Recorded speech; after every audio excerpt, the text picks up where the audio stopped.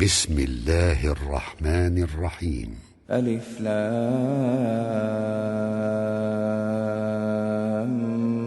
ميم. ذلك الكتاب لا ريب فيه هدى للمتقين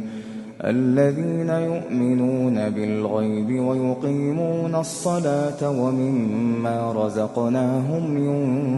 ينفقون والذين يؤمنون بما أنزل إليك وما أنزل من قبلك وبالآخرة هم يوقنون أولئك على هدى من ربهم وأولئك هم المفلحون إن الذين كفروا سواء عليهم أأنذرتهم أم لم تنذرهم لا يؤمنون ختم الله على قلوبهم وعلى سمعهم وعلى أبصارهم غشاوة ولهم عذاب عظيم ومن الناس من يقول آمنا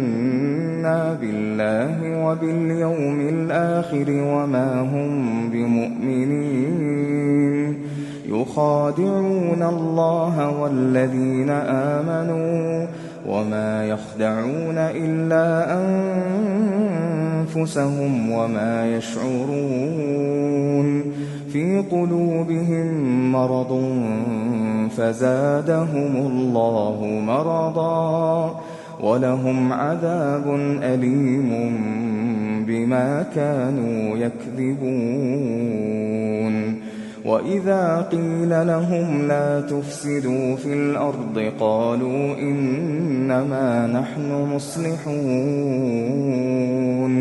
ألا إنهم هم المفسدون ولكن لا يشعرون وإذا قيل لهم آمنوا كما آمن الناس قالوا أنؤمن كما آمن السفهاء ألا إنهم هم السفهاء ولكن لا يعلمون وإذا لقوا الذين آمنوا قالوا آمنا وإذا خلوا إلى شياطينهم قالوا إنا معكم إنما نحن مستهزئون الله يستهزئ بهم ويمدهم في طغيانهم يعمهون